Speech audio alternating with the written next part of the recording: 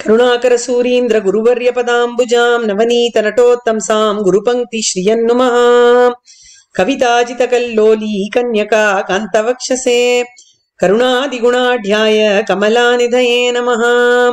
ஸ்ரீமான் வெங்கடநாதார்ய கவிதார்க்கிக கேசரி வேதாந்தாச்சார்யவர்யோ மே சந்நிதத்தாம் சதா ஹிருதி. ஆகாரத்ரய சம்பன்னாம் அரவிந்த நிவாசினீம் அசேஷ ஜெகதீஷித்ரீம் வந்தே வரதவல்லபாம். கரவாமடனாகு தன்கன்று உள்ளினார் போல் மறவாதடியேன் உன்னையே அழைக்கின்றேன். நரவார் பொழில் சூழ் நரையூர் நின்ற நம்பி பிறவாமை அனைப்பணி எந்தை பிரானே. சுகந்தகிரிமஸ்தகே சுபகஹேம கேஹோத்தமே சுவஞ்சுளலதாயுதோ ஜயதி வாசுதேவோ விபுஹு. திருஷோ விஷயதாங்கத கமலயோனி மேதாவினோः வச்சோ விஷயதாங்கத கலிஹரஸ்ய யோகீஷிதுஹு. நமசபாயி. விஸ்வாவசு நவராத்திரி உற்சவத்தில் பிராட்டியின் அர்ச்சா வைபவத்தை அனுபவித்துக் கொண்டு வருகிறோம். அந்த வரிசையில் இன்றைய தினம் நாச்சியார் கோயில் வைபவத்தை பார்க்க வேண்டும். அர்ச்சா வைபவம் என்கிற தலைப்புகளில் பிராட்டி விஷயமாக நாச்சியார் கோயில் வைபவம் தான் மிகவும் சுலபமான தலைப்பு. ஏன்னு கேட்டா இங்க விஷயமே நாச்சியார் கோயில் தான். அதனால இந்த திவ்ய தேசத்தை பத்தி எந்த விஷயம் பேசப்பட்டாலும் அது நாச்சியார் விஷயமாகவே அமைந்திருக்கும் அப்படிங்கிறது சிறப்பு.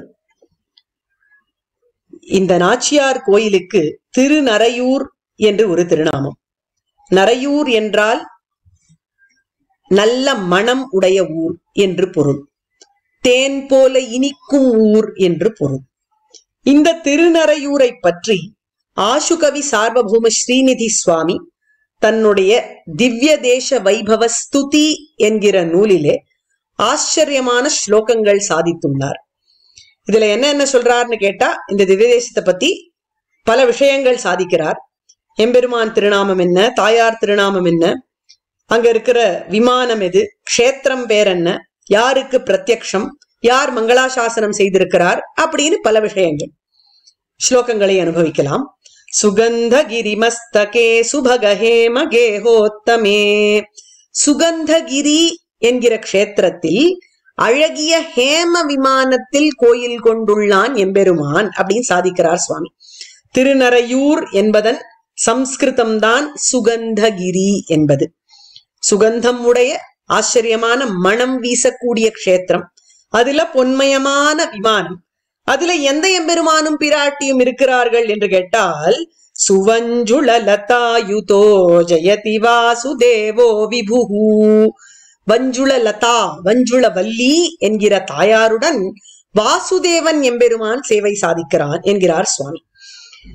இந்த எம்பெருமானும் பிராட்டியும் யாருக்கு பிரத்யக்ஷமானார்கள்? திருஷோ விஷயதாங்கத கமலயோனி மேதாவினோः. கமலயோனி என்று சொல்லக்கூடிய தாமரையிலிருந்து பிறந்த பிரம்மதேவனுக்கும் மேதாவி மகரிஷிக்கும் பிரத்யக்ஷமானார்கள். அதாவது அவர்களுடைய கண்களுக்கு திருஷ்டிக்கு பொருளானார்கள். இப்படி பிரம்மதேவனுக்கும் மேதாவிக்கும் கண்ணுக்கு பொருளான இந்த எம்பெருமானும் பிராட்டியும் யாருடைய வாக்குக்கு பொருளானார்கள் அப்படின்னு கேட்டா, வச்சோ விஷயதாங்கத கலிஹரஸ்ய யோகீஷிதுஹு. கலியனான திருமங்கையாழ்வாருடைய திருவாக்கினால் மங்களாசாசனம் பெற்ற திவ்ய தேசம் இந்த திருநரையூர். அவருடைய வாக்குக்கு பொருளானார்கள் இந்த எம்பெருமானும் பிராட்டியும் அப்படின்னு சமத்காரமா சுவாமி சாதிக்கிறார். இன்னொரு ஸ்லோகம் சொல்றார். ஸ்ரீமணி முக்தா தீர விஹாரி ஸ்ரீமான் மஞ்சுள மஞ்சுள பார்ஷ்வஹா ஸ்ரீதிருஷ தண்டஜ பதிநாச ஸ்ரீஹி ஸ்ரீநிதி ரவ்யாத் பூர்வா பிரேக்ஷி. இந்த க்ஷேத்திரத்தில் இருக்கக்கூடிய தீர்த்தம் மணிமுத்தாறு என்பது. அதை தான் சொல்லுகிறார் ஸ்ரீமணி முக்தா தீர விஹாரி. அந்த மணிமுத்தாறுனுடைய கரையிலே விஹாரம் செய்த எம்பெருமான் எப்படி இருக்கிறான்? தனிக்கோயில் நாச்சியார் கிடையாது, எப்பொழுதும் நாச்சியாரோட கூடவே இருக்கிறான் எம்பெருமான். இங்கே ஒரே சந்நிதி தான். ஸ்ரீமான் மஞ்சுள மஞ்சுள பார்ஷ்வஹா என்று சாதிக்கிறார். ஆனால் சிறப்பான ஒரு தனி சந்நிதி உண்டு. அது என்னது? ஸ்ரீ திருஷத் அண்டஜபதினா அப்படிங்கிறார். அண்டஜபதினு சொல்லக்கூடிய கருடாழ்வாருக்கு ஒரு தனி சந்நிதி, கல்கருடன் சந்நிதி இந்த க்ஷேத்திரத்துக்குனே இருக்கக்கூடிய தனி சிறப்பு. அப்பேற்பட்ட க்ஷேத்திரத்தை அலங்கரித்துக் கொண்டிருக்கக்கூடிய ஸ்ரீநிதி என்கிற எம்பெருமான் எல்லாரையும் காப்பாத்தட்டும் அப்படிங்கிறார். இந்த எம்பெருமான் பூர்வா பிரேக்ஷியாக இருக்கிறார், அதாவது கிழக்கு நோக்கி இருக்கிறார் அப்படிங்கிறதையும் இந்த ஸ்லோகத்திலே சாதித்துள்ளார் சுவாமி. இப்பேற்பட்ட பெருமையுடைய இந்த திருநறையூருடைய ஸ்தல வரலாறு என்ன அப்படிங்கிறத பார்க்க போனோமானால், இந்த கதையானது திருவேங்கட மலையிலிருந்து ஆரம்பிக்கிறது. திருவேங்கட மலை 7 மலை உடையது என்று பிரசித்தம். 7 மலையான் என்று போற்றுவோம் எம்பெருமானை. சேஷாத்ரி, நீலாத்ரி, கருடாத்ரி, அஞ்சனாத்ரி, ரிஷபாத்ரி, நாராயணாத்ரி, வெங்கடாத்ரி அப்படின்னு 7 மலைகள். அது எம்பெருமானுக்கு சொந்தம். அதுல இவன் கோயில் கொண்டிருப்பது சேஷாச்சலம் என்று சொல்லக்கூடிய மலையில், சேஷனுடைய திருநாமம் உடைய மலை. அது மட்டும் இல்ல, எம்பெருமானுக்கு எப்பொழுதும் பர்யங்கமா இருக்கக்கூடியது சென்றால் குடையாம், இருந்தால் சிங்காசனமாம், நின்றால் மரவடியாம் அப்படின்னு கூடையே இருந்து கைங்கரியம் பண்றது அனந்தாழ்வான் அப்படிங்கிறதும் பிரசித்தம். இது போராதுன்னு திருமலையில பிரம்மோத்சவத்துல எம்பெருமானுக்கு 2 முறை சேஷவாகனம் உண்டு. சின்ன சேஷவாகனம், பெத்த சேஷவாகனம், பெரிய சேஷவாகனம் அப்படின்னு 2 சேஷவாகனங்கள் உண்டு. ஒரு சமயம் கருடாழ்வாருக்கு ஒரு குறை ஏற்பட்டுதான். இந்த மாதிரி சேஷனுக்கு நிறைய முக்கியத்துவம் கொடுக்கிற மாதிரி தெரியறது அப்படின்னு நினைச்சுட்டார். அது போராதுன்னு இன்னொரு குறை வேற. சிறிய திருவடி அப்படின்னு ஒருத்தருக்கு பேரு, அவர்தான் ஹனுமான். பெரிய திருவடின்னு கருடாழ்வாருக்கு பேரு. இந்த சிறிய திருவடியான ஹனுமான் எப்பொழுதும் சீதாராமனோட கூட கர்ப்பகிரகத்திலேயே இருக்கார். ஆனால் கருடனுக்கு அப்படி ஒரு வாய்ப்பு ஏற்படல. தனிக்கோயிலே தான் சேவை சாதித்துக் கொண்டிருக்கிறார் எப்பொழுதும். இந்த மாதிரி ஏன் நமக்கு மட்டும் இருக்கிறது? குறையா இருக்கே.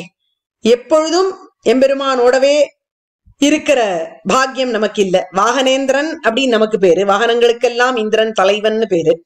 ஆனா நம் மீது எம்பெருமான் ஒரு முறைதான் புறப்பாடு கண்டருள்றான், சேஷன் மீது 2 முறை. அதே மாதிரி சிறிய திருவடி மாதிரி கர்ப்பகிரகத்துக்குள்ளயும் இருக்க முடியல, தனியா வெளியில தான் இருக்க வேண்டி இருக்கு அப்படின்னு 2 குறைகள் இருந்துதான். எம்பெருமான் சொன்னா, இதுக்கு ஒரு காரணம் இருக்குப்பா. சேஷனை தனியா 2 முறை நான் வச்சுருக்கேன் அப்படின்னா, அவன் சேஷன் அப்படின்னே பேரு கொண்டிருக்கான். எல்லா கைங்கரியங்களையும் எப்ப வேணா புரியறதுக்கு சித்தமா காத்துட்டு இருக்கான்.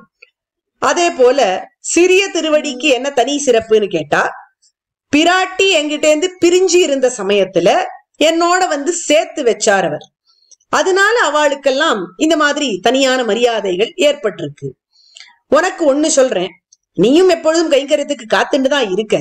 நீ ஒரு காரியத்தை பண்ணிவிட்டியானா உனக்கு தனியா ஒரு சிறப்பு, இவா 2 பேருக்கும் இல்லாத மாதிரி ஒரு தனி சிறப்பை ஏற்படுத்துறதுக்கு அனுகிரகம் பண்ணுகிறேன் அப்படின்னு சொன்னார்.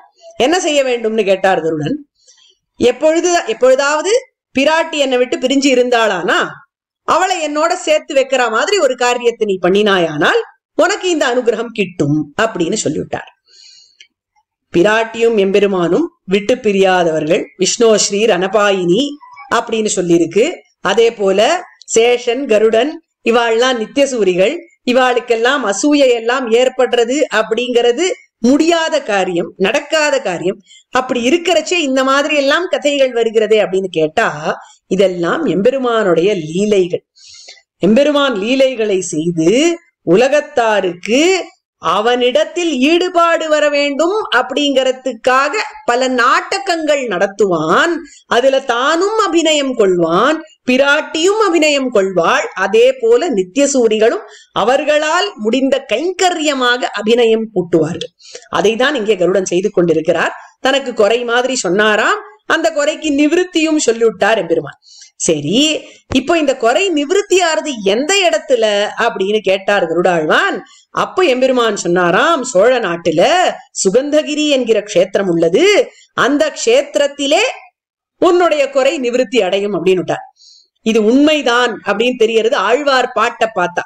ஏன்னா அந்த வேங்கட மலையில ஆரம்பிச்ச கதை போய் முடியறது நரையூர்ல தான். ஏன்னா வேங்கடத்தான் தான் நரையூர்ல நின்னு இருக்கான் அப்படின்னு பாடுறார் அழகாக ஆழ்வார். மான் கொண்ட தோல் மார்வின் மாணியாய் மாவலி மண் தான் கொண்டு தாளால் அளந்த பெருமானை தேன் கொண்ட சாரல் திருவேங்கடத்தானை நான் சென்று நாடி நரையூரில் கண்டேனே. தேன் கொண்ட சாரல் திருவேங்கடத்தானை நான் சென்று நாடினது எங்க? நரையூர்ல அப்படின்னு விட்டார் ஆழ்வார். அதனால நரையூர்லதான் நிவிருத்தி அப்படின்னு தெரிஞ்சு போச்சு இவருக்கு. இப்போ அதுக்கு ஏத்த மாதிரி லீலையை அமைக்கணுமே, அந்த நாடகத்தை அமைக்கணுமே.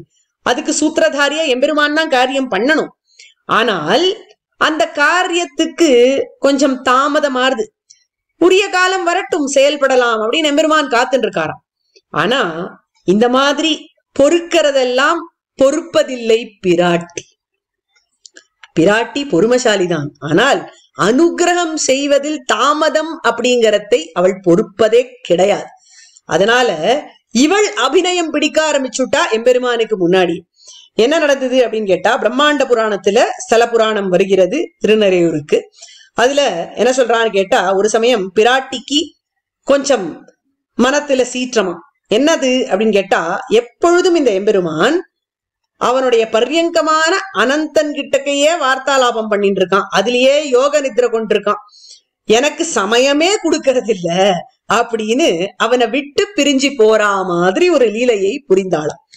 அவ எங்க போனா அப்படின்னு தெரியாம இருக்கான் எம்பெருமானுக்கு. எந்த எம்பெருமானுக்கு அப்படின்னு கேட்டா, சர்வஜன் சர்வவித்து என்று வேதம் சொல்லக்கூடிய பெயர்களை உள்ள எம்பெருமானுக்கு பிராட்டி எங்க போனா அப்படின்னு தெரியலையாம். சர்வஜன்னா என்ன, சர்வவித்துனா என்ன அப்படின்னு கேட்டா, ரெண்டுத்துக்குமே கிட்டத்தட்ட ஒரே மாதிரி அர்த்தம் தான். சர்வஜன்னா எல்லாத்தையும் அறிந்தவன் அர்த்தம்.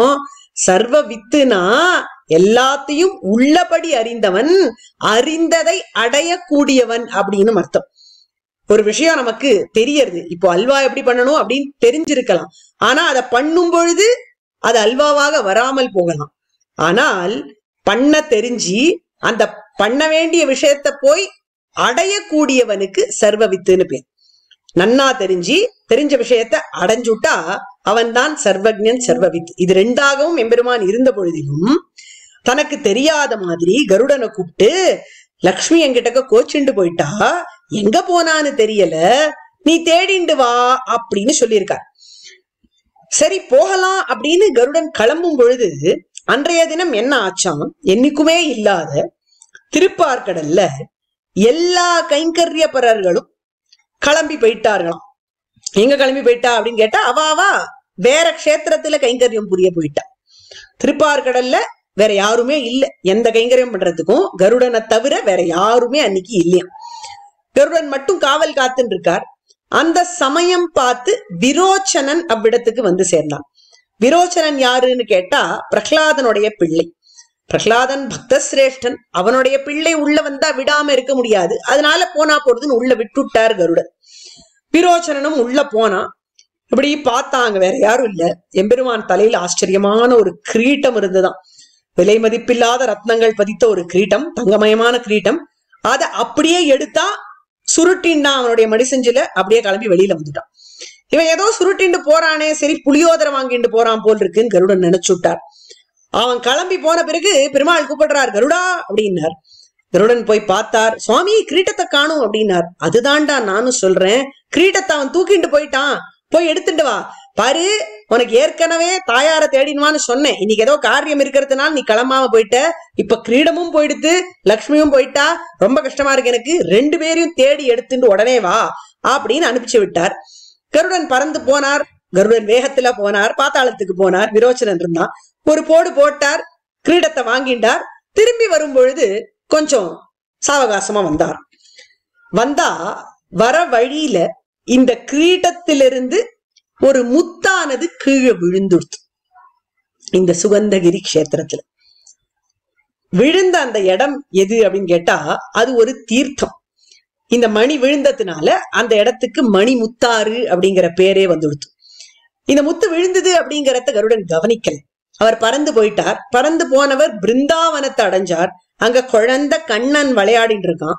இந்த கிரீட்டத்தை பார்த்தார், கண்ணனை பார்த்தார், எவ்வளவு அழகு அப்படின்னு சொல்லி அந்த கிரீட்டத்தை, அந்த திருப்பார்கடல் அப்பனுடைய கிரீட்டத்தை குழந்த கண்ணனுக்கு சாத்தினாராம். அது அப்படியே போய் அவனுடைய திருமுடியில உட்காண்டுது. பிஞ்சா கல்பானு கல்ப சமகடி சுதுருடோ எத் பிரதிஷ்ட கிரீட்டஹா என்று சாதிக்கிறார் சுவாமி தேசிகர். அது அப்படியே பொருத்தமா அமைஞ்சுது. அப்புறம் கிளம்பி வந்து விட்டார் பார்க்கடலுக்கு. அப்போ எம்பெருமான் சொன்னார், ஏன்பா உங்ககிட்ட நான் என்ன சொல்லி அமிச்சேன் கருடா?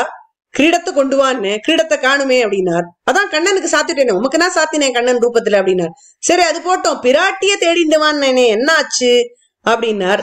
திருப்பி போகணும் சுவாமி, இந்த விஷயத்த சொல்லிட்டு வரலான்னு வந்தேன் அப்படின்னார். அப்புறம் எம்பெருமான் சொன்னாராம், அந்த கிரீட்டத்துல ஒரு முத்து விழுந்துடுத்து போல் இருக்கே அப்படின்னார். முத்து விழுந்துடுத்தா? ஆமாம் போல் இருக்கு அப்படின்னு கருடாழ்வான் யோசிச்சு பாக்குறாரு. ஏதோ விழறா மாதிரி அவருக்கு உணர்வு இருந்திருக்கு. அது எங்க விழுந்திருக்கும்னு யோசிச்சு பார்த்தார். அநேகமா இந்த சுகந்தகிரியில தான் இருக்கும்னு நினைக்கிறேன், போய் தேடிண்டு வரேன் அப்படின்னார்.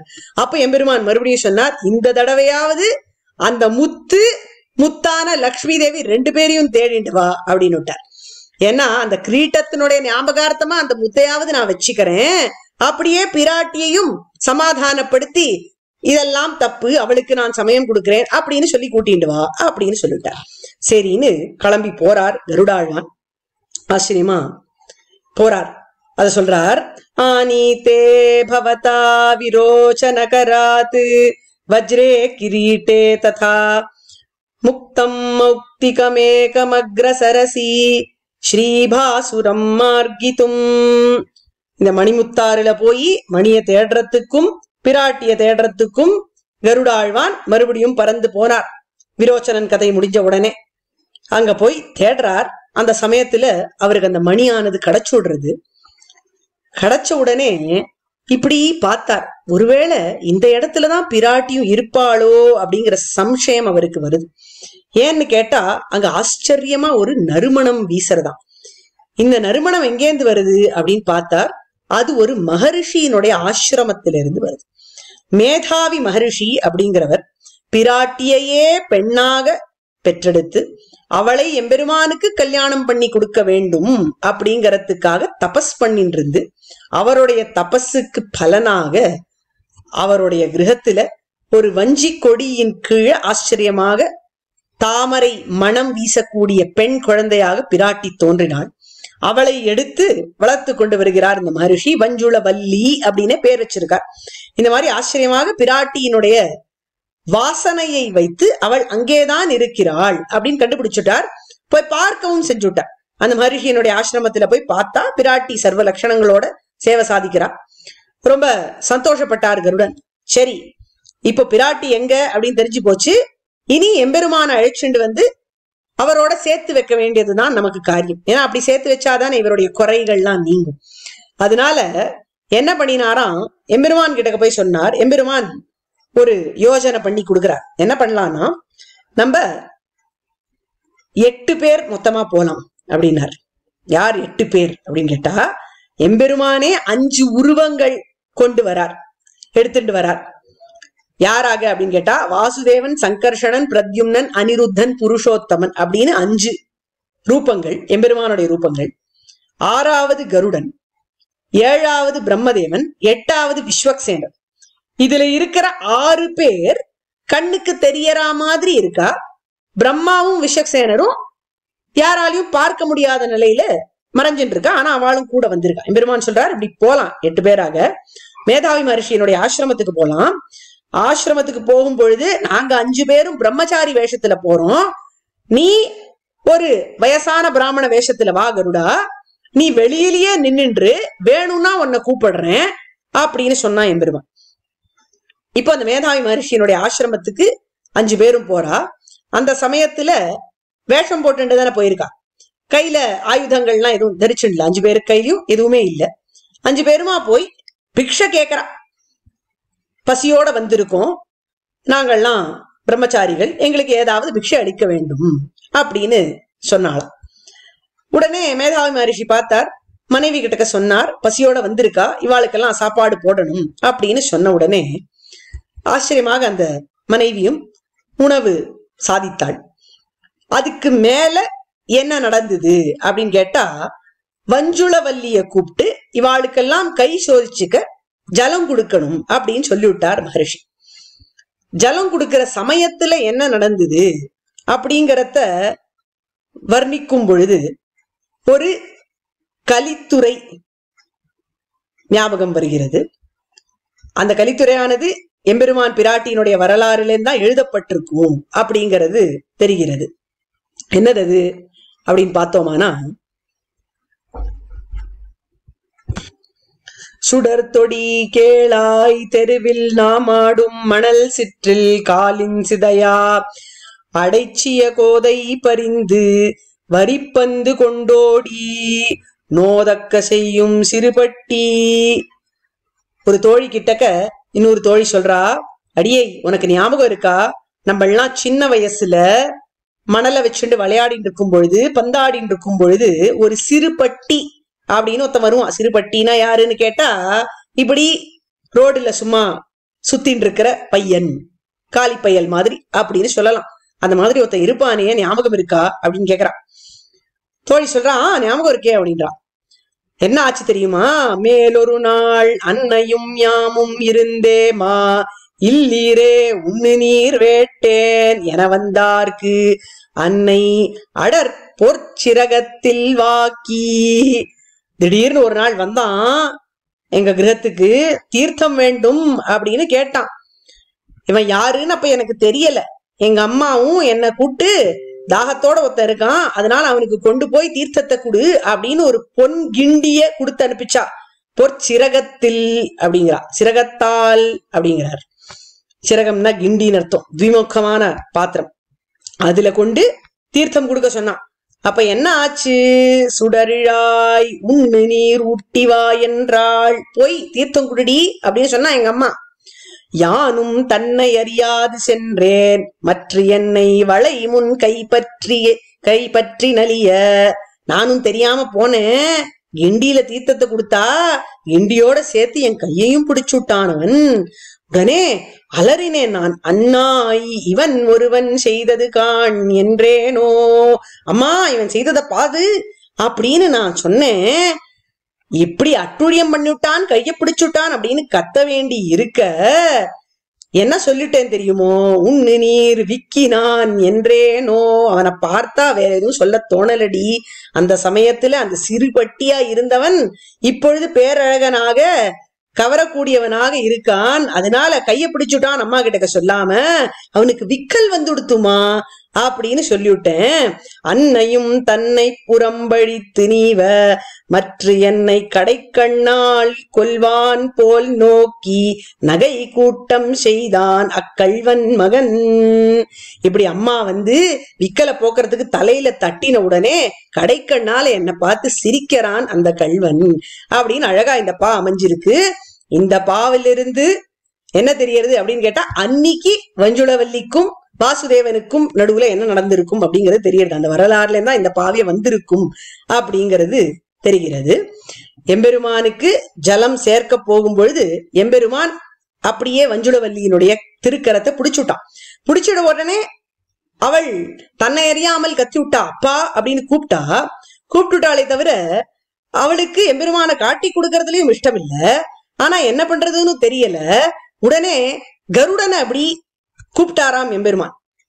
அந்த சமயத்துல என்ன ஆச்சு, கருடன் கிளம்பி உள்ள போக வேண்டி இருக்க, இந்த வஞ்சுளவல்லிக்கு ஒரு தோழி இருந்தாள், பொன்னி அப்படின்னு அவளுக்கு பேரு. அவள் யாருன்னு கேட்டா, அவள் தான் பார்வதி தேவியினுடைய அவதாரம் என்று சொல்லப்பட்டிருக்கு. அவள் சொன்னாலாம், இல்ல இல்ல இப்ப நீ போனா காரியம் கெட்டு போயிடும், நில், அப்படியே கல்லாக நில் அப்படின்னு விட்டாளாம். அதனால அவர் அப்படியே கல்லாயிட்டார் அப்படின்னு ஒரு வரலாறு. இதுல பல விஷயங்கள் பல விதமாக பல இடங்கள்ல சொல்லப்பட்டிருக்கு. இந்த வரலாறு ஒரு சுவாரஸ்யமான விஷயம், பொன்னி கல்லு மாதிரி இருன்னு கருடனை சொன்னதுனால அவர் கல்லாயிட்டார் அப்படிங்கிறது. அப்படியே வெளியில பிராமண வேஷத்துல இருந்த கருடன் கல்லாயிட்டார். உள்ள கைப்பிடிச்சுன்னு இருக்கார் இந்த வாசுதேவன். வஞ்சுளவல்லி கத்தி விட்டா. அப்படி கத்தின உடனே மேதாவி மகரிஷி வர வேண்டும். வர்றதுக்கு முன்னாடி யோசிக்கிறாராம் வாசுதேவன், அடாடா இந்த மகரிஷி ஏதாவது சாபம் கொடுத்துட்டாருன்னா அப்புறம் என்ன ஆறுது, அவருடைய சாபத்துக்கு நான் சொன்ன பேச்ச கேட்கலன்னா மகரிஷிக்கு வலிமை இல்லைன்னு ஆயிடும், சொன்ன பேச்ச கேட்டுட்டேன்னா எனக்கு வலிமை இல்லைன்னு ஆயிடும், என்னதான் பண்றது அப்படின்னு பார்த்தார். மறைஞ்சி நின்று இருக்கிற விஸ்வக்சேனரை கூப்பிட்டார். அவர் கையில இருக்கிற சங்கத்தையும் சக்கரத்தையும் வாங்கிண்டு உடனே சங்கு சக்கரம் தரித்த வாசுதேவனாக நாராயணனாக சேவை சாதிச்ச உடனே மேதாவி மகர்ஷி சந்தோஷப்பட்டார். உமக்காகத்தான் சுவாமி காத்துருந்தேன், என் பெண்ணும் உமக்காகத்தான் காத்துருந்தாள் அப்படின்னு ஆச்சரியமாக சொல்லி இப்போ 2 பேருக்கும் கல்யாணம் பண்ணி கொடுக்கறதாக தீர்மானிச்சார். ஆனா மேதாவி மகர்ஷி ஒரு விஷயம் சொல்லிவிட்டார். இந்த ஊர்ல என்னுடைய பெண்ணுக்கு தான் எல்லா உரிமைகளும் இருக்க வேண்டும், அவள் கையில தான் சாவி கொத்து இருக்கணும், அவள் சொல்ற மாதிரிதான் சாசனங்கள் எல்லாம் நடக்க வேண்டும் அப்படின்னு பிரார்த்திச்சுட்டார். இங்க விஷயம் கவனிக்கணும். எதுக்காக எம்பெருமான் இந்த மாதிரி 5 வடிவங்கள் கொண்டு போனான் அப்படிங்கறத பார்க்கணும். எம்பெருமான் வாசுதேவன் தான் கல்யாணம் பண்ணிக்கிறான் வஞ்சுளவல்லியை. அப்படி இருக்கிறச்சே அவன் மட்டும் போயிருந்தா போருமே, எதுக்கு மத்தவாளெல்லாம் கூட்டிட்டு போனா அப்படின்னு கேட்டா, இங்க மேதாவி மகரிஷியினுடைய மனசுல இருந்த பிரார்த்தனையை அறிந்தார் எம்பெருமான். மேதாவி மகரிஷி எதுக்காக பிராட்டிய குறித்து பிரார்த்தனை பண்ணினார், எதுக்காக பிராட்டிய பெண்ணா பெத்தெடுக்கணும்னு நினைச்சாருன்னு கேட்டா, பிராட்டிக்கு இந்த உரிமையை வாங்கி கொடுக்கணும். பிராட்டிக்குத்தான் கருணை ஜாஸ்தி, அவள்தான் அனுகிரகத்தில் தாமதத்தை பொறுக்காதவள். அனுகிரகமையும் வந்தே நித்தியம் அஜ்ஞாத நிகிரகம் என்று சொல்லி இருக்கிறது பிராட்டியை பத்தி. அதனால அவள் கையில சாசனம் இருந்துட்டா எல்லாருக்கும் சீக்கிரம் அனுகிரகம் கிடைக்கும், எல்லா விதமான பாபங்களும் மன்னிக்கப்படும். அப்படிங்கறதுனால அவளுக்கு இந்த சாசனத்தை வாங்கி கொடுக்க வேண்டும். எம்பெருமான் சாசனம் செய்வது யாரை கொண்டுன்னு கேட்டா, இந்த வியூகமூர்த்திகளை கொண்டு. சங்கர்ஷணன், பிரத்யும்னன், அனிருத்தன் இவாள்லாம் வியூகமூர்த்திகள். இவாளையெல்லாம் கொண்டுதான் எம்பெருமான் இந்த உலகத்தை சாசித்துக் கொண்டிருக்கிறான்.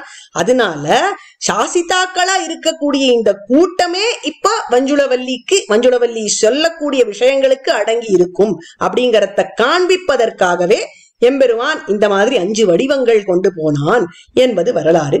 எம்பெருமான் ஒத்துக்கொண்டானாம். அவசியம் வஞ்சுளவல்லி கையில தான் சாவி கொத்து இருக்கும் அப்படின்னு சொல்லி இன்னிக்கும் நாச்சியார் கோவில்ல மூலவர் உற்சவர் 2 பேருடைய இடுப்புலயும் சாவி கொத்து இருக்கும். தாயார் கிட்டக்க, மூலவர் கிட்டக்க பெரிய சாவி கொத்து சேவிக்கலாம், உற்சவர் கிட்டக்க சின்ன சாவி கொத்தை சேவிக்கலாம். இந்த மாதிரி ஆச்சரியமா 8 பேரா வந்தாலே. இத பத்தி திருமங்கையாழ்வார் பாசுரம் பாடுறார். தன்னாலே தன்னுருவம் பயந்த தானாய் அப்படிங்கிறார். அதாவது தன்னாலே தன் உருவம் பயந்த தானாய், தானே பல உருவங்கள் எடுத்துட்டு இருக்கான் எம்பெருமான் அப்படிங்கறதுனால அவன் கொண்ட 5 உருவங்கள் தெரியுது. அதே பாட்டுல இன்னொரு வரியில தன்னாலே தன் உருவில் மூர்த்தி 3ஆய் அப்படின்னு பாடுறார். இந்த இடத்துல எம்பெருமான் மும்மூர்த்தியாக தோன்றினான் அப்படின்னு வியாக்கியானங்கள் இருக்கு. ஆனால் இந்த மாதிரி மூவரை அழைத்து வந்தான் அப்படிங்கிற விஷயமும் கிடைக்கிறது. யார் அந்த மூவர்னு கேட்டா, கருடன், பிரம்மதேவன், விஸ்வக்சேனர். இப்போ இந்த விவாகத்தை நடத்தி வைத்தது பிரம்மதேவன் தான். அதனால அவருக்கும் ஒரு பங்கு கொடுத்தாயிடுது இந்த கதையில. இப்படி ஆச்சரியமாக இந்த நரையூர் நம்பியும் நம்பிக்கை நாச்சியாரான வஞ்சுளவல்லியும் திருமணம் புரிந்து கொண்டார்கள். நித்திய கல்யாண திருக்கோலத்துல இன்னைக்கும் சபரிவாரமா இங்க வந்த எல்லாரும் இந்த இடத்துல சேவை சாதிக்கிறார்கள். இன்னைக்கும் நம்ம கர்ப்பகிரகத்துல சேவிக்கலாம் இவா எல்லாரையும். இப்போ கருடனுடைய குறையானது எப்படி நீங்கித்து அப்படின்னு கேட்டா, இந்த கல்கருடனா இருக்காரே, கல்கருடனா ஆனாரே அந்த பொண்ணி சொன்னதுனால, அந்த கருடனை தனியாக ஒரு சந்நிதியை வைத்து சாலக்கிராம மூர்த்தியா இருக்கக்கூடிய மூலவர் கருடனையே தனக்கு வாகனமாக ஆக்கி கொண்டு 2 முறை வருஷத்தில் அவருடன் புறப்பாடு கண்டருளி, அதுவும் விசேஷமான புறப்பாடு கண்டருள்கிறார் எம்பெருமான். விசேஷ புறப்பாடு எப்படின்னு கேட்டா, அந்த கருடனுடைய பலம் அப்படிங்கிறது கூடியும் குறைஞ்சியும் இருக்கும், எடை அப்படிங்கிறது கூடும் குறையும். அந்த மாதிரி ஆச்சரியங்கள் எல்லாம் இன்னைக்கும் பார்க்க முடியும். முதல்ல சன்னதியிலேருந்து ஏழை பண்ணும் பொழுது 4 பேர் ஏழை பண்ணுவா, அதுக்கப்புறம் 8 பேர், அதுக்கப்புறம் 16, அதுக்கப்புறம் 32, கடைசியில் 64. இந்த மாதிரி வெளியில ஏழும் பொழுது கொஞ்சம் கொஞ்சமா அவருடைய எடை கூடுமா. எடை கூடும் பொழுது நிறைய பேர் ஏழை பண்ணும்படியாக இருக்கும். அதுக்கப்புறம் திருப்பி உள்ள ஏழும் பொழுது அந்த எடை குறைஞ்சுண்டே போகும். 64 பேர் 32 பேர் ஆகி 16 ஆகி 8 ஆகி கடைசியில உள்ள ஏழை பண்ணும் பொழுது 4 பேர் ஏழை பண்ணுவா. இந்த ஆச்சரியத்தை கண்டுகளிக்க லட்சக்கணக்கான ஜனங்கள் இன்னைக்கும் வந்துட்டு இருக்கா. இந்த மாதிரி கருடனுடைய ஒரு குறையை நீக்கினார். கர்ப்பகிரகத்துல இருக்கக்கூடிய குறையை ஸ்ரீவில்லிபுத்தூரிலே நீக்கினார். அதுவும் நாச்சியாருக்குனே சொந்தமா இருக்கிற விசேஷமா இருக்கிற இன்னொரு இடம். அந்த வைபவத்தையும் நாம் இன்னொரு நாள் கேட்க போறோம். இதே தொடர்ல, இதே நவராத்திரி தொடர்ல. இந்த மாதிரி கருடாழ்வானுக்கு தனி சிறப்பு இருந்தது தெரிஞ்சது. இப்போ இந்த க்ஷேத்திரத்துக்கு மங்களாசாசனம் செய்த திருமங்கை ஆழ்வாரை பத்தி அவசியம் சொல்லணும். திருமங்கை ஆழ்வார் இந்த தேசத்து எம்பெருமானுக்கு திவ்ய தேசத்து எம்பெருமான் அப்படிங்கிற திருநாமத்தை அளித்தவர். ஏன்னா 11 ஆழ்வார்கள் வந்துட்டு போயிட்டா, யாரும் மங்களாசாசனம் பண்ணல திருநறையூரை. ஆனால் பரகாலன் அப்படிங்கிறவர் இந்த ஊருக்கு மங்களாசாசனம் பண்ணியே ஆகணும் அப்படிங்கிறதுக்காக பிராட்டி அனுகிரகித்தா. அது எப்படி அனுகிரகித்தா அப்படின்னு கேட்டா, குமுதவல்லி என்று பிராட்டிக்கு ஒரு பரம பக்தை இருந்தாள். அவளை திருமணம் புரிந்து கொள்ள வேண்டும் என்று நீலனான பரகாலனுக்கு எண்ணம். நீலன் அப்படிங்கிறவர் ஒரு சிற்றரசனாக இருந்தார் சோழ நாட்டிலே. அப்பேற்பட்ட சிற்றரசனுக்கு இந்த குமுதவல்லியை திருமணம் புரிந்து கொள்ள வேண்டும் ஆசை. அவ பரம விஷ்ணு பக்தை, பிராட்டியை வழிபடுபவள். அதனால அவ சொல்லிவிட்டா, வைஷ்ணவரை தவிர வேற யாரையும் நான் கல்யாணம் பண்ணிக்க மாட்டேன், சமாசிரயணம் பண்ணிண்டால் தான் கல்யாணம் பண்ணிப்பேன் அப்படின்னு சொல்லிவிட்டா. நீலனும் பல இடங்களுக்கு போய் சமாசிரயணம் பண்ணிக்கலான்னு பார்த்தார், முயற்சி பண்றார். ஆனா யாருமே இவருக்கு சமாசிரயணம் பண்ணி வைக்க தயாரா இல்லை. ஏன்னா இவர் மொரடர், திடீர்னு எங்கேயாவது அடிக்க வந்து விட்டாரானா தோலை சுடும் பொழுது என்ன பண்றது அப்படிங்கிற கவலையா, யாருமே முன்வர மாட்டேங்கிறாளே அப்படின்னு குமுதவல்லி கிட்டக்கையே போய் சொன்னாராம் நீலன். அப்போ குமுதவல்லி சொன்னா, நாச்சியார் கஷேத்திரத்துல உமக்கு அடைக்கலம் கிடைக்கும், ஏன்னா அவள் நம்பிக்கை நாச்சியார், அங்கே செல்லுங்கள் அப்படின்னு சொன்னாலாம். அதனால அந்த நாச்சியார் கோயிலுக்கு போன உடனே இந்த நீலனுக்கு எம்பெருமான் அர்ச்சா வடிவத்திலிருந்தே ஆச்சரியமாக சங்கு சக்கரங்களை பொதித்து சமாசிரயணம் பண்ணி வைத்தார் என்று தெரிகிறது. அதனால் இந்த நீலன் திருமங்கை ஆழ்வாராக ஆன பிறகு இந்த எம்பெருமானுக்கு 100 பாடல்கள் சேர்ந்தாப்புல சாதிக்கிறார். பெரிய திருமொழியில 6ஆம் பத்து 4ஆம் தசகத்திலிருந்து 7ஆம் பத்து 3ஆம் தசக பர்யந்தம் பூர்த்தியா திருநறையூருடைய பாடல்கள். அதை தவிர தனிப்பாடல்களாக மங்களாசாசனம் 10 பாடியிருக்கார். இது மட்டும் இல்லாம மடல்கள் 2 இருக்கு, சிறிய திருமடல் பெரிய திருமடல் அப்படின்னு. இது 2மே திருநறையூர் எம்பெருமானுக்குத்தான் அப்படின்னு விட்டார். திருவரங்கனுக்கு மதிலும் திருநறையூர் எம்பெருமானுக்கு மடலும் சாதிப்பேன் அப்படின்னு சங்கல்பம் கொண்டுட்டாராம் இந்த திருமங்கை ஆழ்வாரான நீலன். அப்போ திருவரங்கத்தை பெருமான் கேட்டாராம், ஏன்பா இதை மாத்தி பண்ணக்கூடாதா, எனக்கு மடலும் அவருக்கு மதிலும் கூடாதா அப்படின்னு கேட்ட பொழுது, அதெல்லாம் இல்லை, என்னுடைய ஆச்சாரியன் அவர், அவருக்கே மதில் அவருக்கே மடல், தேவரீருக்கு மதில் தான் அப்படின்னு சாதிச்சுட்டார். இப்படி தன்னுடைய ஆச்சாரியனிடத்தில் நாயிகா பாவத்தையும் கொண்டவராக ஆழ்வார் திகழ்ந்தார். காரணம் என்ன? வஞ்சுளவல்லி நாச்சியார் இவருக்கு காண்பித்து கொடுத்த பாதை. அந்த வஞ்சுளவல்லி நாச்சியார் எப்படியெல்லாம் எம்பெருமானை அனுபவித்திருப்பார் அப்படின்னு நினைத்து நினைத்து உருகி மடல் பாடுகிறார். அந்த மடல் பாடும் பொழுது எம்பெருமானையும் பிராட்டியையும் வர்ணிக்கிறார் ஆழ்வார். எப்படி வர்ணிக்கிறார் அப்படிங்கிறத பார்க்கணும். இரும்பொழில் சூழ் மண்ணு மறையோர் திருநறையூர் மாமலை போல் பொன்னியலும் மாட கவாடம் கடந்து புக்கு என்னுடைய கண் களிப்ப நோக்கினேன், என்னுடைய கண் கழிக்கிற மாதிரி நோக்கினேன் அப்படின்னு ஆச்சரியமா பாடுறார். சந்தோஷமா இருக்கு எம்பெருமானே உன்னை சேவிச்சா அப்படின்னார். ஏன், எப்படி இருக்கார் இந்த எம்பெருமான் அப்படின்னு கேட்டா, திருநறையூர் மாமலை போல் ஒரு பெரிய மலை மாதிரி இருக்கார் எம்பெருமான். நிஜமாவே திருநறையூர்ல எம்பெருமானுடைய ஆக்கிருதி அப்படிங்கிறது ரொம்ப பெருசா இருக்கும், ரொம்ப உயரமா இருப்பார் பெருமாள். தாயார் குள்ளமா இருப்பா, ரொம்ப அழகான சேவை, அப்படி சேவிக்கிறது. அதை வர்ணிக்கிறார். எப்படி இருக்கார் எம்பெருமான்? என்னுடைய கண் களிப்ப நோக்கினேன், நோக்குதலும் மன்னன் திருமார்பும் வாயும் அடி இணையும் பண்ணு கரதலமும் கண்களும் அப்படிங்கிறார். ஆச்சரியமான திருமார்பு, அவருடைய திருவாய், அவருடைய திருவடி, அவருடைய திருக்கரம் எல்லாம் என்ன, பங்கயத்தின் பொன்னியல் காடுவோர் மணிவரை மேல் பூத்தது போல். பொன்னான தாமரை காடு ஒரு மணிவரை மேல, மணியான மலை மேல பூத்தா எப்படி இருக்குமோ அப்படி இருக்கு. மின்னி ஒளி படைப்ப வீணானும் தோல்வளையும். ஆச்சரியமான கட்டி சூத்திரம் என்ன, தோல்வளை என்ன, மன்னிய குண்டலமும் ஆரமும் நீள் முடியும். அவனுடைய திருக்குண்டலங்கள் என்ன, ஹாரம் என்ன, ஆச்சரியமான கேசங்கள் என்ன, துண்ணு வெயில் விரித்த சூளாமணி மைப்ப மண்ணு மரதக குன்றின் மருங்கே. ஆச்சரியமான சூடாமணியை தரித்து கொண்டு பகலோன் பகல் விளக்காய் திகழக்கூடிய இந்த எம்பெருமான் அவர் ஒரு மரதக குன்று மாதிரி இருக்கார்.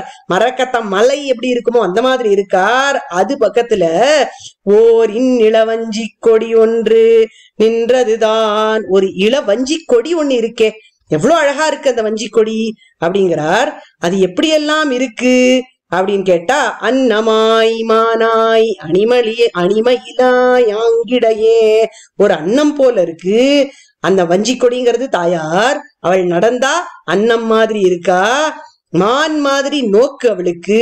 அணிமயிலாய் ஆங்கிடையே மின்னாய் இளவே இரண்டா இணை செப்பாய். அவள் மயில் மாதிரி இருக்கா, புனமையிலே போதராய் அப்படின்னு ஆண்டாள் பாடுறாரே, அந்த ரீதியில மின்னாய் அப்படிங்கிறார். மின்னல் போல இருக்காம் இவளுடைய இடுப்பு. இருக்கா இல்லையானே தெரியல, திடீர்னு தெரியல, திடீர்னு கண்ணுக்கு தெரியல, அவ்வளவு மெல்லிய இடுப்பு. அப்படின்னா இளவே இரண்டாய் தோள்கள் மூங்கில் கொம்பு மாதிரி இருக்கு. இணைச்செப்பாய் ஆச்சரியமான குடம் போல மார்பகங்கள். முன்னாய தொண்டையாய் கெண்டை குலமிரண்டாய். அவளுடைய திருவாய் கோவை பழம் போல இருக்கிறது. கெண்டை குலம் மீன்கள் போல கண்கள் இருக்கிறது. அன்ன திருவுருவம் நின்றது. ஆச்சரியமான திருவுருவம் எம்பெருமான் பக்கத்திலே நிற்கிறது அப்படின்னு சாதிக்கிறார். இந்த மாதிரி பிராட்டி விஷயமாக பாசுரம் சாதித்தது அப்படிங்கிறது நாச்சியார் கோயில் விஷயத்துலதான்.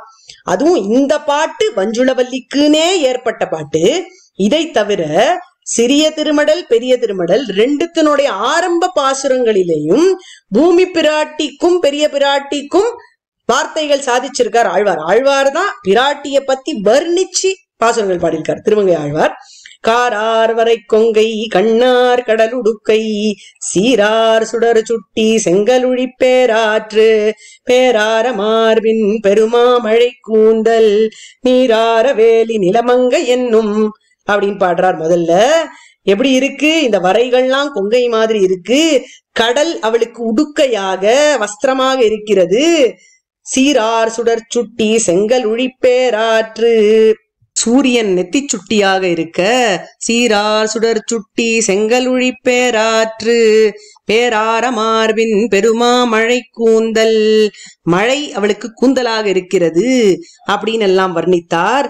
அதே போல பெரிய மடல்ல நிலமங்கை தன்னை முனநாள் அளவிட்ட தாமரை போல் மன்னிய சேவடியை வாணியங்கு தாரகை மீன் என்னும் மலர் பிணையலை. இந்த வானத்தில் இருக்கக்கூடிய நட்சத்திரங்கள் மேகங்கள் எல்லாம் இவளுக்கு தலைமயிரை அலங்கரிக்க கூடிய பொருட்களாக புஷ்பம் மாதிரி இருக்கிறது அப்படிங்கிறார். மழை கூந்தல் தென்னனுயர் பொறுப்பும் தெய்வ வடமலையும் என்னும் இவையே முலையா வடிவமைந்த அன்ன நடையானங்கே அப்படிங்கிறார். தெற்கு திருமலை வடக்கு திருமலை இதெல்லாம் தான் அவளுக்கு கொங்கைகள், மழைதான் அவளுக்கு கூந்தல், அவளுடைய நடை அன்ன நடையானது அப்படின்னு எல்லாம் ஆச்சரியமாக வர்ணனைகள் சாதிக்கிறார் பரகாலன் கலியன். இந்த மாதிரி பிராட்டியை பத்தி வர்ணித்து பாடல் பாடியது திருநறையூர் பிராட்டி விஷயமாக அப்படிங்கிறது ரொம்ப கவனிக்கத்தக்க ஒரு விஷயம். இதற்கு மேலே திருமங்கை ஆழ்வாருடைய மங்களாசாசனத்துல ஒரு பெரிய சுவாரஸ்யம் நாம் பார்க்கலாம். ஆழ்வார் ஒரு நாயன்மாரை பத்தி பாடுகிறார். 63 நாயன்மார்கள்ல செம்பியன் கோச்செங்கனான் அப்படின்னு ஒருத்தர். அவரை பத்தி சில விஷயங்கள் திருமங்கை ஆழ்வார் சாதிக்கிறார். அதுக்கு காரணம் என்ன அப்படின்னு கேட்டா, இந்த நம்பிக்கை நாச்சியார் கோச்செங்கனானுக்கு செய்யக்கூடிய அனுகிரகம் தான். இதை எப்படி புரிந்து கொள்வது அப்படின்னு கேட்டா, செம்பியன் கோச்செங்கனானுடைய வரலாறை பார்க்க வேண்டும். ஒரு சமயம் என்ன ஆச்சு அப்படின்னு கேட்டா, கைலாசத்துல 2 பூத கணங்கள் இருந்தார்கள். புஷ்பதந்தன் மால்யவான் அப்படின்னு அவளுக்கு பேர். ஒரு சமயம் பரமசிவனார் ரொம்ப ஆச்சரியமா பிரவச்சனம் சாதிச்சுட்டு இருக்கார். உபனிஷத்துக்கு அர்த்தம் சொல்லிட்டு இருக்கார். மகரிஷிகள்லாம் கேட்டு இருக்கா. ஆனா இந்த புஷ்பதந்தனுக்கும் மால்யவானுக்கும் பெரிய சண்டை வந்துடுத்து. அந்த சண்டையில ஒரே சத்தமா இருக்கு. உபன்யாசத்துக்கு அது தொந்தரவா இருக்கு.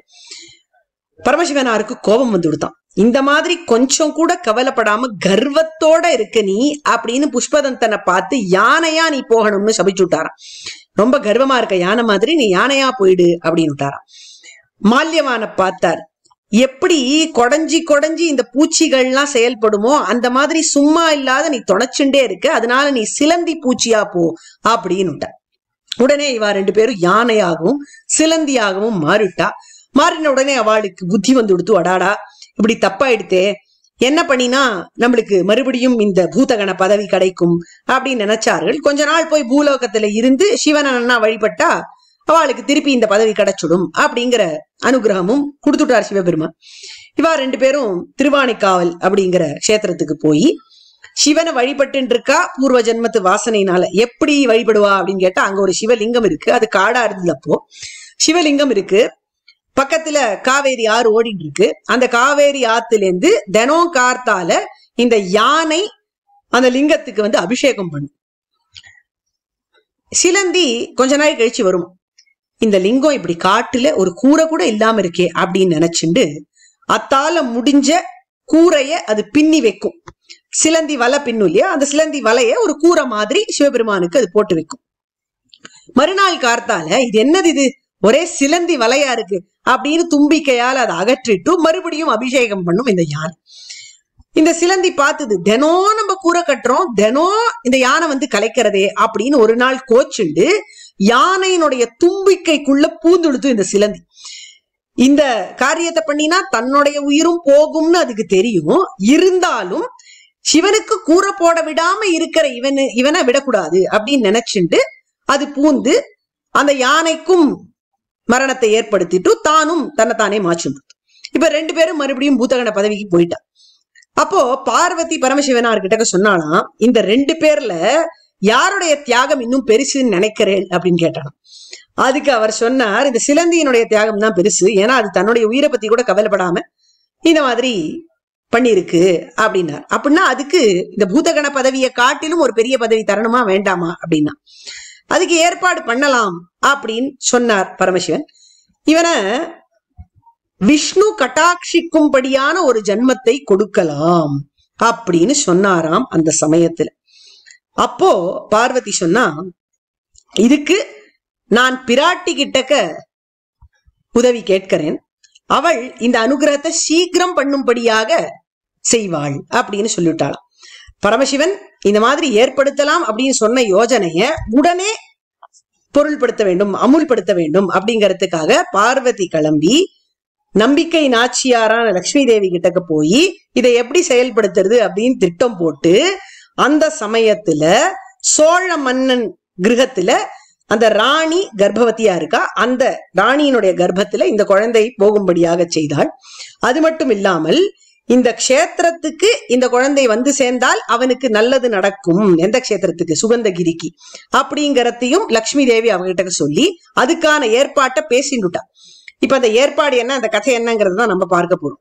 என்ன ஆச்சு அப்படின்னு கேட்டா, இந்த சோழ மன்னன் அவனுக்கு சுபதேவன்னு பேரு, அவனுடைய மனைவிக்கு கமலாவதின்னு பேரு. இந்த கமலாவதியானவள் கர்ப்பிணியாக இருக்கா. அந்த கர்ப்பத்துக்குள்ள இந்த சிலந்தியா இருந்த பூதகணம் இப்ப வந்து பூந்திருக்கு. அப்போ அந்த ஊர் ஜோசியர்கள்லாம் சொன்னாலாம், இன்னும் 12 நிமிஷம் கழிச்சு குழந்தை பிறந்தா, இப்ப அவளுக்கு பிரசவம் ஆக போறது, அந்த சமயத்துல சொல்றா, இன்னும் 12 நிமிஷம் கழிச்சு குழந்தை பிறந்ததுன்னா அதுக்கு விஷ்ணுனுடைய கட்டாட்சம் கிடைக்கும். விஷ்ணுனுடைய கட்டாட்சம் கிடைச்சுட்டா அவனுக்கு எல்லா விஷயத்திலும் எப்பொழுதும் வெற்றிதான், அவனுக்கு தோல்விங்கிறதே இருக்காது அப்படின்னு சொல்லிட்டான். இத கேட்ட உடனே அந்த ராணி நினைக்கிறா, நம்மளுடைய நாட்டுக்கு நல்ல மன்னன் வரணும்னா நம்ம ஒரு தியாகத்தை பண்ணித்தான் ஆகணும். இப்ப என்ன தலை கீழே பிடிச்சு கட்டிடுங்கோ, அப்ப எனக்கு 12 நிமிஷம் வரைக்கும் பிரசவம் ஆகாம பாத்துக்கலாம், அதுக்கப்புறம் என்ன திருப்பி விட்டுடுங்கோ, அப்ப பிரசவம் ஆயிடும் அப்படின்னு சொன்னாள். அப்படி அந்த ராணி தன்னுடைய வலிய பொறுத்துன்னு இருந்தா 12 நிமிஷம். 12 நிமிஷம் கழிச்சு அவளை திருப்பி விட்ட உடனே குழந்தை பிறந்தது. இந்த பிரசவ வலியை இவ தாங்கினதுனால, அந்த சிரமத்தினால அந்த குழந்தையினுடைய கண்ணு வந்து அப்படியே செவந்து இருந்ததாம். அந்த குழந்தைய பார்த்து ராணி என் செங்கண்ணா அப்படின்னு கூப்பிட்டா அடுத்த நிமிஷம் உயிரை விட்டுட்டா. அந்த வலி பொறுத்துக்க முடியல அவளால. அந்த தியாகத்தை பண்ணினா. இவன் கோச்செங்கனான் அப்படிங்கிற பேரோட வளர்ந்துட்டு வரான். அற்புதமான மன்னனா இருந்தான். பக்கத்துல இருக்கிற சேர பாண்டியர் எல்லாரையும் ஜெயிச்சான். பெரிய வெற்றி திறரோட திகழ்ந்துட்டு இருக்கான். அவனுக்கு பழைய ஜென்ம ஞாபகம் இருந்திருக்கு. என்ன ஞாபகம்? அவன் சிலந்தியா இருந்தான். ஒரு யானை வந்து அவன் போட்ட கூரை எல்லாம் பிச்சு தள்ளிடுத்து அப்படிங்கிற ஞாபகம் இருந்ததுனால பரமசிவனுக்கு 70 கோயில் கட்டினானாம். எல்லாமே மணிமாட கோயில்களா கட்டினான். மணிமாட கோயில்னா என்னன்னு கேட்டா, கொஞ்ச தூரம் படி இருக்கும், அதுக்கப்புறம் சமத்தரை இருக்கும், மறுபடியும் கொஞ்சம் தூரம் படி இருக்கும். அந்த மாதிரி ஒரு இடத்துல யானையால சுலபமா ஏற முடியாதாம். அதனால பார்த்து பார்த்து மணிமாட கோயில்களா 70 கோயில் பரமசிவனாருக்கு கட்டினா. ரொம்ப ஆச்சரியமா திகழ்ந்துட்டு இருக்கான் மன்னனா. அப்போ திடீர்னு என்ன ஆயிடுது அப்படின்னு கேட்டா, இந்த பாக்கி மன்னர்கள் எல்லாம் கூட்டணி போட்டா. இந்த மாதிரி இவன் நம்மள ஜெயிச்சுட்டானே, நம்ம எல்லாம் சேர்ந்து வந்தோம்னா இவனை ஒரு கை பார்த்து விடலாம் அப்படின்னு நினைச்சுண்டு எல்லாரும் சேர்ந்து படதரட்டி அவனை தோக்கடிச்சு காட்டுக்குள்ள அனுப்பிச்சுடும். அவனோட படையெல்லாம் போயிடுத்து, ராஜ்யம் எல்லாம் போயிடுத்து, தனியா காட்டுக்குள்ள திரிஞ்சுட்டு. அப்போதான் அவனுக்கு ரொம்ப மனசு கஷ்டமா போச்சா. எனக்கு தோல்வியே இருக்காது, இருக்க கூடாதுங்கிறதுக்காக என்னுடைய தாயாரானவள் உயிர் தியாகம் பண்ணி கடைசியில் அதெல்லாம் பயனில்லாம இப்படி நான் காட்டுல தெரிஞ்சுட்டு இருக்கேனே, யார் அந்த ஜோசியம் சொன்ன ஆளு அப்படின்னு தேடி அலைஞ்சானா அந்த மன்னன். பார்த்தா அன்னைக்கு ஜோசியம் சொன்னது நீலகண்ட பிரம்மச்சாரி அப்படின்னு ஒத்த. அவர் யாருன்னு கேட்டா அவர் பரமசிவன் தான். அவர் அப்படி வேஷம் போட்டு ஜோசியம் சொல்லியிருக்காரு இவருக்கு நல்லது நடக்கணுங்கிறதுக்காக. இப்போ அதே நீலகண்ட பிரம்மச்சாரி திருப்பி இவருக்கு தெரியறார். எங்க தெரியறாருன்னு கேட்டா இந்த சுகந்தகிரியில். அப்ப அவர் சொன்னாராம், அப்பா நீ என்ன பண்ணணும் தெரியுமா, இந்த க்ஷேத்திரத்துல ஒரு பெருமாள் கோயில் இருக்கு, அந்த பெருமாளை போய் சேவி.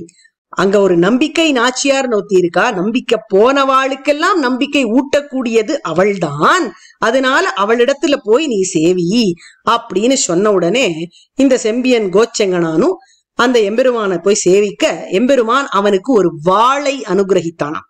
இது எல்லாம் இந்த பார்வதி தேவியும் நம்பிக்கை நாச்சியாரும் சேர்ந்து பேசி வச்சுண்ட விஷயம். இதனாலதான் முதல்ல பொன்னியா நாச்சியாருடைய தோழியா பார்வதி தேவி வந்தா அந்த கதையில அப்படிங்கிறதையும் நம்ம இந்த இடத்துல ரிலேட் பண்ணி பாத்துக்கணும். இப்படி இவாள்லாம் பேசினபடி இந்த செங்கனானுக்கு வாளை கொடுத்தான் எம்பெருமான். அந்த வாளை கொண்டு மறுபடியும் படை திரட்டி எல்லா சைன்யத்தையும் ஜெயிச்சு ராஜ்யத்தை மீட்டுண்டான் இந்த செம்பியன் கோச்செங்கனான். அப்ப மறுபடியும் நீலகண்ட பிரம்மச்சாரி வந்தார். அப்ப சொன்னார், பா எனக்கு 70 கோயில் கட்டினியே, இவருக்கு ஒண்ணு கட்டக்கூடாதா அப்படின்னு சொன்னாராம். அப்பதான் அவனுக்கு உரைச்சுது, ஆஹா இது பரமசிவனார் தான், இவர் தான் நமக்கு எம்பெருமான போய் நாட வேண்டும் அப்படிங்கிற மார்க்கத்தை காண்பித்து கொடுத்திருக்கார். இந்த நம்பிக்கை நாச்சியாரை நாட வேண்டும் அப்படிங்கிறத பார்வதி நமக்கு அனுகிரகிச்சிருக்கா. அதனால நரையூர் நம்பிக்கும் நாச்சியாருக்கும் ஒரு மணிமாட கோயிலை கட்டுவோம் அப்படின்னு சொல்லி ஆச்சரியமான மணிமாட கோயிலை கட்டினார்.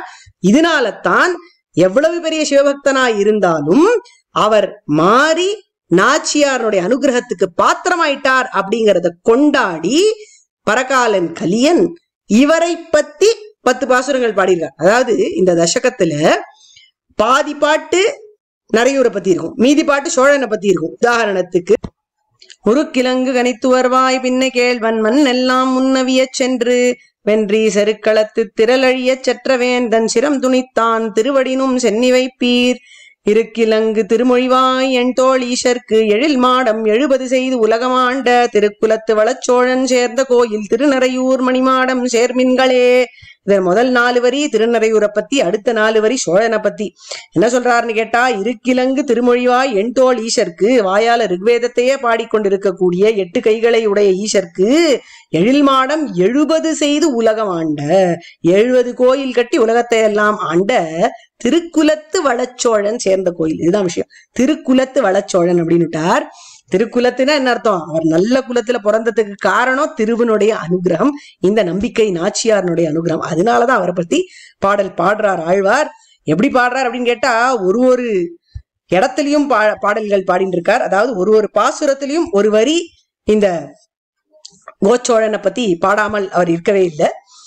செம்பியன் கோச்செங்கனான் சேர்ந்த கோயில் செழும்பொன்னி வளங்கொடுக்கும் சோழன் சேர்ந்த கோயில் தெய்வ வாழ்வளம் கொண்ட சோழன் சேர்ந்த கோயில் செங்கனான் கோச்சோழன் சேர்ந்த கோயில் தென் தமிழன் வடபுலக்கோன் சோழன் சேர்ந்த கோயில் தென்னாடன் குடக்கொங்கன் சோழன் சேர்ந்த கோயில் சிலை தடக்கை குலச்சோழன் சேர்ந்த கோயில் திருக்குலத்து வளச்சோழன் சேர்ந்த கோயில் தேராளன் கோச்சோழன் சேர்ந்த கோயில் அப்படின்னு சொல்லி இத்தனை அந்த சோழனுக்கு புகழ் பாடுறார் ஆழ்வார். காரணம் நம்பிக்கை நாச்சியாரனுடைய பரமானுகிரகம். இப்படி இந்த சோழன் கோயில் கட்டினானே, அப்படி மணிமாட கோயில் கட்டின பொழுது அதனுடைய ஆர்கிடெக்சர் பிரகாரம் தெற்கு நோக்கி ஒரு சந்நிதி வைக்கணுமா. அது சிவன் கோவில்ல அம்பாளுக்கான சந்நிதி. அந்த மாதிரி இவ வச்சுட்டா. ஆனா இந்த கோவில்லையோ தாயாருக்கு தனி சந்நிதி கிடையாது. எம்பெருமானும் தாயாரும் கல்யாண திருக்கோலத்துல நித்தியமா சேர்ந்தேதான் சேவை சாதிக்கிறா. அப்படி இருக்கிறச்சே இந்த சந்நிதி யாருக்கு அப்படின்னு கேட்ட பொழுது எம்பெருமான் சொன்னான், இது கருடனுக்காக அடியேன் பண்ணின அனுகிரகம். கருடன் தனித்து தனக்கு ஒரு சிறப்பு இருக்க வேண்டும் அப்படின்னு கேட்டுண்டார். இந்த க்ஷேத்திரத்துல இந்த சந்நிதியில அன்னைக்கு அந்த பொன்னி சொன்ன மாதிரி கல்கருடன் வடிவத்துல அவர் இருந்துருப்பார். அவருக்கு தனி உற்சவம் நடக்கும். எனக்கு எப்பப்பெல்லாம் நிவேதனம் நடக்குமோ அப்பொழுதெல்லாம் அவருக்கும் நடக்க வேண்டும் அப்படின்னு எம்பெருமானுடைய நியமனம். காரணம் நாச்சியாருடைய திருவுள்ளம் அப்படி இருக்கு. அந்த மாதிரி இந்த கல்கருடன் அந்த தெற்கு நோக்கின சந்நிதியில எழுந்தருளினார். இதுல இன்னொரு வரலாறும் உண்டு. ஒரு சிற்பி சாலக்கிராம கல்லுல கருடன் வடிவ அமைச்சுன்னு இருந்தானாம். அப்போ ரக்கையை அமைச்ச உடனே அந்த ரக்கையை கொண்டு பறந்து தானே அந்த கல்கருடன் இந்த இடத்துல கோவில் கொண்டார் அப்படின்னும் சில வரலாறுகள் சொல்றது உண்டு. இதுல இன்னொரு சுவாரஸ்யமும் உண்டு. இந்த கருடன் சந்நிதிக்கு எதிர ஒரு வாசல் இருக்கு, எதிர்த்தாப்புல ஒரு வாசல், தெற்கு நோக்கின வாசல். இப்போ அந்த மாதிரி வாசல் வச்சுட்டா இன்னொரு புறம் வாசல் வைக்கிறதுக்கு வழி இல்லாமல் போயிடுது. பொதுவா வடக்குல ஒரு வாசல் இருக்கணும் வைஷ்ணவ ஆலயங்கள்ல, அதுதான் வைகுண்ட வாசலா இருக்கும். ஆனா இந்த இடத்துல தெற்குல ஒரு வாசல் அமைஞ்சு போச்சு. என்ன பண்றது அப்படின்னு வைகானச பட்டர்கள்லாம் கவலைப்பட்டு இருக்கிறச்சு. அப்ப எம்பெருமான் சொன்னானா, கவலை வேண்டாம், இந்த ஊர்ல தெற்கு நோக்கித்தான் வைகுண்ட வாசலே இருக்கும். காரணம் நம்பிக்கை நாச்சியாருடைய சாசனம். தெற்குல இருக்கக்கூடிய நரக்கத்தை நோக்கி ஜனங்கள் போகக்கூடிய பாப்பத்தை பண்ணிருந்தாலும் அவர்களையும் வழி நடத்தி வைகுந்தத்தின் பாதையில் சேர்க்கக்கூடியவள் நம்பிக்கை நாச்சியார். அதனால தெற்கு நோக்கி வைகுண்ட வாசலும் இந்த க்ஷேத்திரத்துல அமைஞ்சிருக்கு அப்படிங்கிறது ரொம்ப சுவாரஸ்யம். இந்த க்ஷேத்திரத்தை பத்தி அடியனுடைய பிராச்சாரியன் ஆச்சாரியன் எல்லாரும் பல நூல்கள் உள்ளார்கள். அடியனுடைய பிராச்சாரியன் ஸ்ரீ ஆசுகவி சார்வபௌம ஸ்ரீநிதி சுவாமி கல்கருடனை பத்தி ஸ்ரீ க்ஷேமகாரி சதகம் அப்படிங்கிற ஆச்சரியமான நூலை சாதிச்சார். ரொம்ப வரப்பிரசாதமான ஸ்தோத்திரம் இது. அதுல முதல் ஸ்லோகம் ஸ்ரீ லக்ஷ்மி சதனே ஸ்திதிம் கலயதே ஸ்ரீபக்ஷி ராஜாயதே ஸ்ரீ லக்ஷ்மி பகவத் விவாஹ விதயே हेतुत्वमातस्थुषे श्रीलक्ष्मी भगवत् सुवाहमणये वेदौघ पूर्णात्मने श्रीलक्ष्मी सदनादिवाञ्छितवरान् सद्य प्रदात्रे नमः. லக்ஷ்மி லக்ஷ்மி லக்ஷ்மி லக்ஷ்மி அப்படின்னு 4 பாதத்திலையும் ஆச்சரியமா பிராட்டி சம்பந்தத்தோட ஆரம்பிக்கிற ஸ்லோகம், க்ஷேமத்தை அளிக்கக்கூடிய ஸ்லோகம், ஸ்தோத்திரம். அதுல என்ன சொல்றாருன்னு கேட்டா, லக்ஷ்மியினுடைய இடம் நாச்சியார் கோயில் அப்படிங்கறதுல கோயில் கொண்டிருக்கிறார் இந்த கல்கருடன். அதே மாதிரி லக்ஷ்மிக்கும் வாசுதேவனுக்கும் திருமணம் புரிந்து வைத்தார் இவர். லக்ஷ்மிக்கும் வாசுதேவனுக்கும் வாகனமாய் இருக்கக்கூடியவர் இவர். லக்ஷ்மின்னு சொல்லக்கூடிய ஐஸ்வர்யம் முதலிய எல்லா பலன்களையும் எம்பெருமான் அனுகிரகத்துல நமக்கு அளிக்கக்கூடியவர் இவர் அப்படின்னு ஆச்சரியமாக ஸ்லோகம் பாடி இருக்கிறார். இதுல பல விஷயங்கள் இந்த ஸ்தோத்திரத்துல அமைஞ்சு உள்ளது. அதையெல்லாம் அவகாசம் கிடைக்கிறச்சே சேவிக்கலாம். இதே போல அடியனுடைய ஆச்சாரியன் ஸ்ரீ கருணாகர மகாதேசிகன் இந்த க்ஷேத்திரத்து பிராட்டி எம்பெருமானை பத்தி 3 ஸ்தோத்திரங்கள் சாதித்துள்ளார். ஸ்ரீ வஞ்சுளவல்லி வாசுதேவ சுப்பிரபாதம், ஸ்ரீ வஞ்சுளவல்லி வாசுதேவ பிரபத்தி, ஸ்ரீ வஞ்சுளவல்லி வாசுதேவ மங்களம் அப்படிங்கிறது. சுப்பிரபாதத்தை சாதிக்கும் பொழுது அவருடைய காட்சி எப்படி இருந்திருக்கு அப்படிங்கிறத பார்க்கணும். சுவாமிக்கு பிராட்டி அளித்த காட்சி என்ன அப்படின்னு கேட்டா, இந்த க்ஷேத்திரத்துல சுவாமி ராமானுஜர் திருப்பாவை ஜீயராக இருக்கும் பொழுது 18ஆம் பாசுரத்தை சேவிச்சுண்டே பிக்ஷைக்கு ஏழ்னார் வீதியில. அப்ப சொல்றார், செந்தாமரை கையால் சீரார் வளையொழிப்ப அப்படின்னு அனுசந்தானம். அந்த சமயத்துல அவருடைய ஆச்சாரியன் பெரிய நம்பியினுடைய கிரகம் வந்தது. அந்த கிரகத்துக்கு உள்ள அவருடைய குமாரத்தி அத்துழாய் இருக்கா. அவ கதவை திறந்தா வளை ஒளி கேட்டது, நப்பின்னைத்தானும் முன்னாடி வந்தாள் அப்படின்னு நினைச்சுண்டு விழுந்து சேவித்தாராம் சுவாமி ராமானுஜர்.